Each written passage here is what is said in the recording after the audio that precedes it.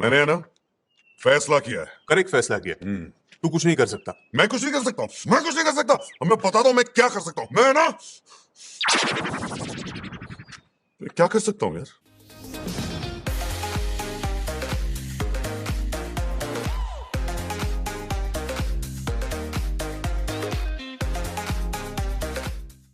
I mean, talk about something being anticlimactic. All these weeks of there being this epic clash between two behemoths, only for one to concede, only when things were getting somewhat exciting.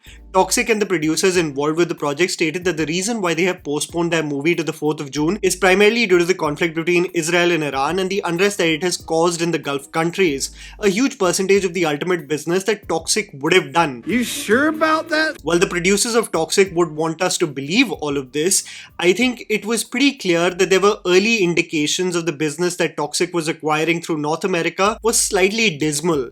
The marketing material up till now that includes the birthday post, the teaser, and even the much anticipated song that did not even end up having a video attached to the number has been nothing short of underwhelming, and just anticipating the massive losses that the movie will incur because it's clashing with Dhurandhar, it was best suited to put the blame on the deep unrest in the Gulf countries rather than take ownership about the fact that the movie has been missing the mark in creating an impression with the audience. What's funny in contrast is that Dhurandhar went on to become the massive success that it eventually became in 2025 while being banned in the Gulf countries. Imagine the bump in revenue that it would have got if it had been allowed to release in that territory. With all of this trolling from fan pages, with all the comparative analysis on who will eventually win the duel, here we are with Dhurandhar 2 The Revenge being the solo release, and my excitement was through the roof when it was announced that the trailer will release on the 7th of March. I was generally walking around the apartment like Michael from The Office, waiting for the drop to happen. Even though the teaser slightly bummed us out, for it was exactly the glimpse that we saw at the end of the first film,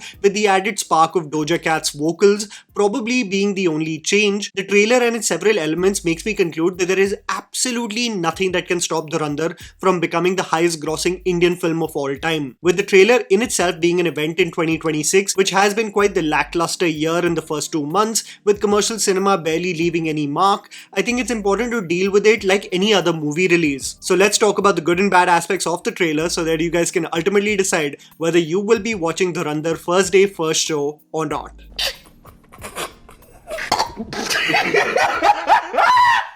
Who am I kidding? Irrespective of what I think, you'll be doing that anyway. So let's dive deep. The underwhelming aspects. Concerning running time, listen to me, I don't care. I will watch the movie even if it's a 6-hour special and it compels me to spend a fourth of my day in the theatre.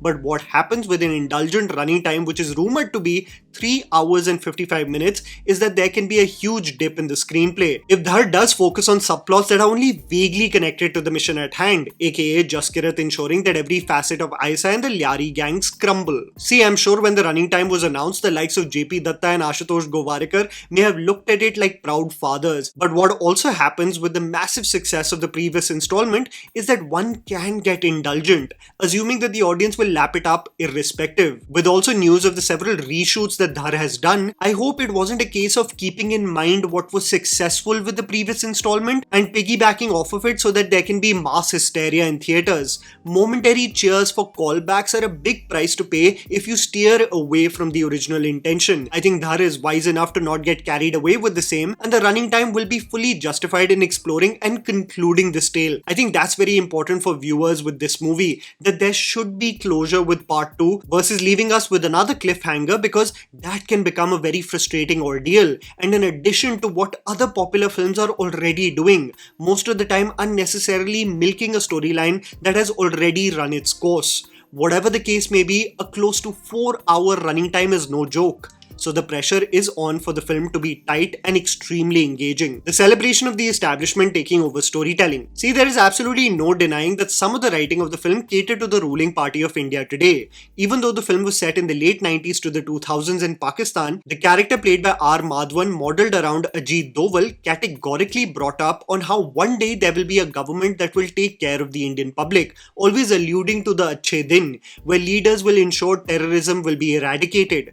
What was great about the first film was that this was dispersed sparingly in the first film, so it never completely took over the mission at hand for Jaskirat. When the trailer of part 2 started and it's again and again emphasized कि Hindu कौम डरपोक है, I hope it isn't the case that Dhar doubles down in wanting to appease the ruling government. Everyone is entitled to their political opinion. I just hope it doesn't take over the storytelling. You know, for example, of the probable case of demonetization being integrated into the screenplay as having categorically eradicated terrorism, which is, well, let's be honest, not true. I hope the celebration of any political party doesn't become too indulgent, because Dhurandhar 1 for a lot of people worked without any bumps and cracks until R. Madhavan had a speech to deliver on how there will be a day where all corruption will be finished. Jaskirat's origin story and the quest to burn Liari to the ground and kill Major Iqbal, the hope is that that is the only focus. The good. Shashwat Sachdev is a needle in a haystack. In the modern day of music composers, I don't think people understand the level of detailing that Shashwat Sachdev is obsessed with when it comes to the quality of sound he offers on the table for projects. This is one of the rare music composers who urges and wants creative control of the songs and scores from the first page of the script to the last. He believes in consistency of the theme followed for every movie to have a sound it's uniquely identified for, and the proof was in the pudding of the exemplary work we saw in Dhurandhar 1. Trust me, he will be the beautiful force to be reckoned with if Aditya Dhar does Ashwathama after this movie. Part 2 and its music has been composed in such a way that the makers are not piggybacking off of the singles that were already popular. It's one of the sequels that was already intended, and Part 2 has a unique score and music entirely different from Part 1. This is me just confirming it for you. This is not the case of Singham still depending on the score from more than a decade ago to hype one's entry. Everything has been curated for what was already intended versus the reverse engineering hype process that mostly falls flat on everyone's face. Shashwat may get a lot of criticism in the manner in which a lot of the album were remakes of classic songs, but I think he brilliantly utilized the songs and brought his own modern twist to the numbers, fitting perfectly for the circumstances, be it Ramba Ho, Hava Hava, or my favorite, Ye Ishq Ishq, sung by Sonu Nigam. You see more of the same with Shashwat bringing his own spin to the Bombay Rockers track Ari Ari, one of my favorites that I jammed to with my cassette player back in the day, which I believe encapsulates the wild ride we will all be on with Part 2. Another case of a movie associated with Shashwat, and you will always notice this, the trailer is beautifully edited to the score like a choreography, on beat, integrating its transitions like every trailer should. Truly an ensemble cast. One of the biggest criticisms that was levied on a project like Toxic was that while the makers boasted of so many actors being involved in the project, the marketing material only seemed to celebrate the leading actor. And what I love about the trailer of Dhurandhar, other than being technically brilliant to watch, is that it includes all the major characters who made the first film so special. The makers could have easily taken advantage of some tropes which would have pleased the audience. You know, a glimpse of Rahman Dakat out of nowhere, a surprise cameo we know nothing of, a shadow of Bade Sahab just to tease us, but I love that the makers have kept their cards close to their chest and have only shown us the chaos we all wanted to sign up for anyway. Sanjay Dutt as Chaudhry Aslam is now working in cahoots with Jaskirat and is ensuring that Liari and several of its gangsters burn to the ground. Sanjay and the swagger he channelized to the role is still consistent in the glimpses we saw. The death of Rahman Dakat poses the question on who will rule Liari. And I believe this is the reason why the gang war will take place between Uzair Baloch and Hamza on one side and Arshad Pappu played by Ashwin Dhar on the other. Seen smiling as Rahman Dakat's poster is torn up. It would be very interesting to see how Hamza manages the ego of Uzair, as many people will deem it fit for him to lead, but the growing influence of Hamza will be undeniable. It would be very interesting to see how jealousy creeps in within their dynamic. I think the infamous scene that many people consider to be an urban legend of Liari will also take place in this movie, where a gang was playing football with a severed head.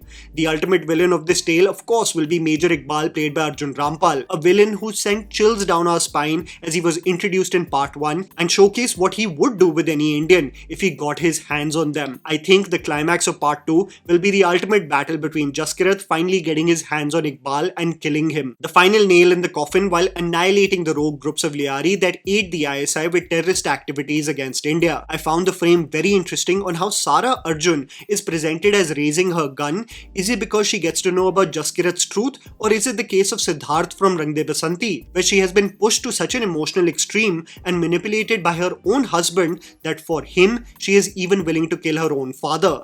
I think that question already makes me want to watch the film now. Finally, ending with the funniest element of Dhurandhar 1, Rakesh Bedi and his sycophantic ways continue as he seeks only for his benefit, and seeing Sanjay Dutt roll his eyes with disgust in the manner in which he greeted Zardari made me chuckle. It's pretty clear that if you read history, that the dynamic between Chaudhry Aslam and Nabil Gabol, you'll realize that the cracks in their relationship lead to heavy consequences. Again, I truly respect the makers to do justice to the ensemble cast that features in the film, even in the trailer. Ranveer Singh's clincher origin story. I think one of the most important sequences from the film will be the origin story of Jaskirat. How did he end up taking up arms, and how did he eventually get recruited for Project Dhurandhar? I still think that my theory will have some merit, so I'll just present it again. Jaskirat wanted to make something of himself and make the country proud, and his parents may have been adamant that he does not get influenced by extremist Khalistani elements who were active in the state of Punjab at the same time. Radicalizing youth, how the parents wanted their son to represent the country, would come in conflict with such thoughts and they would end up getting killed. Jaskirat, observing the massacre, replies with arms and killing everyone in his sight responsible for the atrocity. The frame of Ranveer being absolutely broken, presumably after having massacred several people, just tells me that this performance in the film will be something special.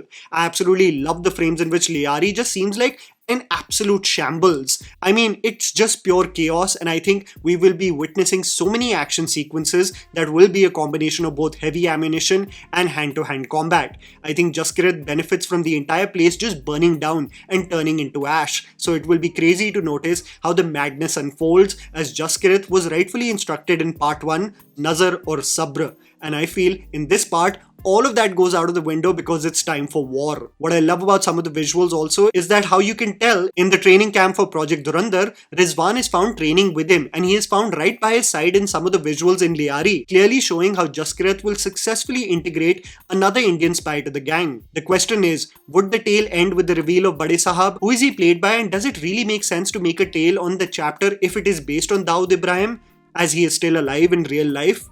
I genuinely want closure with the end of this film, maybe just with the death of Major Iqbal. I'm very curious to explore who Ranveer Singh may have pushed off the building as he stands like Batman with the exact color theme one associates with the Cape Crusader. I think after this banger of a trailer, there is absolutely nothing that can stop this movie from becoming the highest grosser in Indian cinema history, and for Aditya Dhar to be trusted to make his dream project, the immortal Ashwathama. And that was the video, guys. Write down in the comments below what you thought about the Dhurandhar 2 trailer. Please don't forget to follow me on Instagram, the handle is right in front of you. Follow me at JammyPants4. Also, please support us by smashing the like button and subscribing to our channel for weekly content ahead. Thank you for watching.